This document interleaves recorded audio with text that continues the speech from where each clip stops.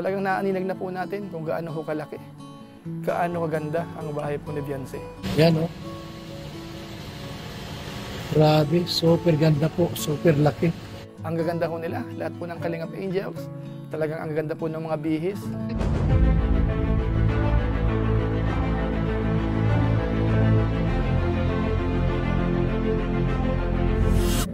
Ayun, shoutout guys, muli, welcome to my YouTube channel.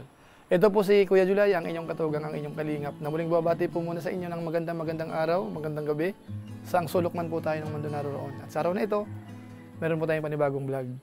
Pag-uusapan ho natin yung update po muna, doon po sa pabahay po kay Beyonce, na kung saan ho sa ngayon, maganda na ho, ano? Ilang linggo na lang po yan, mukhang matatapos na. I-ribbon cutting po yan. So pag-usapan po natin yan, maya-maya ng konti. Pero bago po yun, konting paalala po si Kuya Julay. Baka sakaling meron pa po ditong hindi nakasubscribe sa ating YouTube channel. Huwag natin kalimutan. Julay Paunil, tapos pakipindot lang po yung notification bell button para lagi po tayong updated sa aking mga video upload. So maraming salamat po sa inyo. Tapos yung atin pong Facebook page, kung okay lang po sa inyo, pwede naman po nating suportahan po yun. Pwede pong i-follow, pwede pong i-like. Tapos i-share po natin yung mga upload po natin dyan. So maraming salamat po sa inyo. Tapos sina Kuya Bal Santos Matubang, Kalingap Rab, Ate Edna Vlogs, Rowell of Malalag, at saka Kuya Japper Sniper. Suportahan din po natin. Pati na po yung mga kasamahan po natin sa Team Kalingap, mga Lingap partners. So maraming salamat po sa inyo. Ngayon, tuloy na po tayo. Pag-usapan na po natin, ito hong patungkol kay Beyonce, yung kanyang pabahay. Bagamat kagabi ho, nagkita-kita kami doon po sa event, doon po sa Dibo po ni Pao. Ang gaganda ho nila, lahat po ng Kalingap Angels. Talagang ang gaganda po ng mga bihis. So ngayon ho kasi hindi pa tayo makagawa ng reaction video dahil wala pa pong 24 hours at saka hinihintay pa po natin yung upload po ni Kalingap Rab. Kaya pag-usapan na lang po muna natin yung patungkol po sa update ng pabahay po ni Beyonce. Dahil sa ngayon nga po, talagang konting-konti na lang. Talagang naaninag na po natin kung gaano ho kalaki, gaano kaganda ang bahay po ni Beyonce. So siguro mas maganda, panoorin po muna natin itong update ho. Ito po nung pinuntahan po yan ni Kuya Bal Santos Matubang. Ito po yon. Laki ano? Kita-kits na po yung laki at ganda. Yan po, nagbubuhos na po ng sa harap. Mga kaibigan, no?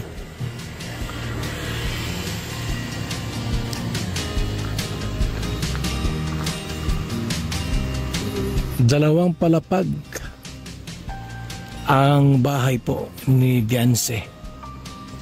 Mayroon pang punong malaki sa harap nila. Yan o. Tibay po talaga mga kaibigan.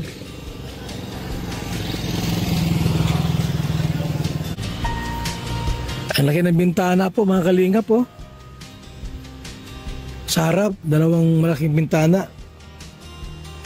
Mayroon pa sa tabi po. Dalawang bintana po sa magkabila sa kwarto. Isang kwarto sa baba at dalawang kwarto sa itaas. Mga kaibigan.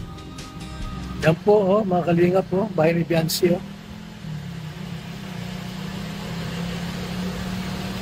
Yan o. Grabe, super ganda po, super laki. Napakaswerte. Sila po yung na-scout ni Dr. Lab. At yan po mga kalingap, ang outcome ng vlogging kay Beyonce po. Isang napakaganda at malaking bahay po. Ayan o. Solid talagang bato. Hollow blocks. At siyempre po kay Kalingap Rab na project manager at naglaan din po ng panahon, pera para po sa pabahay na ito ni Beyonce. Talaga naman po mga kalingap, super laki at super ganda. Hindi po tulad noong dati, yung bahay nila sa tabing dagat. Gawa lang po sa light materials. Pero ngayon po mga kalingap, tingnan mo naman ito. Grabe po. Yung sala po mga kalingap, napakalaki ng sala. Oh. Grabe yan. Oh. Talaga naman. Ay, grabing kwarto. Ang lapad, oh. Grabe po, kahit 10 ang matulog, kasyang-kasya dito. May mga ilaw pa sa panabi, oh. Talaga naman po, grabe po mga kalingap. Super ganda. At sa super, laki. Itong bahay po ni Biancy. So ayun po mga kababayan po natin, nakita natin ang laki ho, ano. So mula ho nung nag-update si Kalingap Rab, marami na rin po uli yung nadagdag doon po sa progress. Kaya inaasahan po natin, siguro mga ilang linggo na lang, baka sakaling 2 linggo, ano. Baka makuha na yan, o kung hindi man ho siguro, hindi naabutin po ng buwan yan. Sa palagay ho natin, kung sakasakali ho talagang pagagandahin po talaga yung mga finishing ho niyan, saka yung pagbipintura. Estimate ko po mga kalingap, baka ito ay mga 1 buwan pa ito matapos. Kasi nga po, napakalaki. Maraming trabahador dito, gumagawa po. Nasa 10 ata gumagawa dito. Pero dahil po sa sobrang laki ng bahay ni Biancy po mga kalingap, ay talaga matagalan. Basta ang masabi lang po natin talaga dito, kapag ka ho talaga naging recipient ka ng Team Kalingap, tapos sa marespeto, nagustuhan ng mga viewers, talagang maraming biyaya ho ang matatanggap. Hindi lang ho pabahay, ayuda, pangkabuhayan, at kung ano-ano pa po, ano. Sa ngayon ho, yung case po ni Biancy, pati ho yung pag-aaral, nasusuportahan po yan. Naibili na rin po yan ng motor ni Kuya Bal Santos Matubang, at marami pa pong naghihintay na mga biyaya dito ho kay Biancy. Tayo naman ho hindi nagtataka dahil si Biancy naman ho ay napakabait po. Kung inyo lamang siyang makikita o kaya mamimit, magugulat kayo dahil ano po, napakabait po niyan. Kung gusto niyo magpa-picture, okay lang po yan. Kahit na medyo sikat na po sila, pero talagang masasabi natin na talagang pakumbaba pa rin po sila. Kaya sila hinahangaan ng mga viewers, maraming sumusuporta dahil po sa mga ganun. Kahit ho umaasenso na ho yung buhay, hindi ho nagbabago. At yung pagrespeto po sa Team Kalingap ay talagang nandyan. Kaya masasabi po natin, congratulations ho kay Biancy at saka sa kanyang pamilya. Yung pabahay po, talagang malapit na pong matapos yan.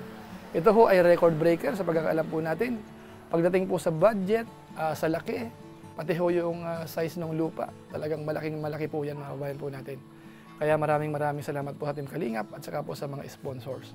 So yun lang po muna siguro ang ating reaction video po sa pagkakataong ito. Siguro po pansamantala, paalam po muna tayo. Pero gaya po ng dati, shoutout lang po muna natin ang mga sumusunod.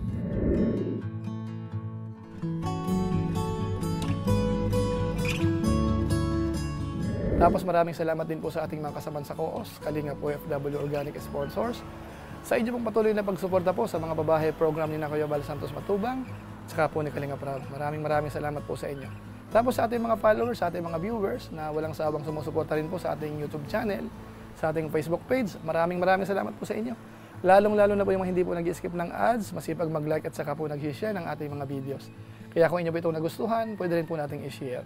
So maraming salamat po sa inyong lahat. So muli, ito po si Kuya Julay, ang inyong katugang, ang inyong kalingap, na pansamantalang nagpapaalam po muna. Kita-kita ulit tayo sa mga susunod ko pang vlog. Maraming salamat sa inyong walang sawang pagsuporta po sa ating YouTube channel. Pagpalain nawa kayo ng Diyos, mabuhay tayong lahat. God bless. Bye-bye!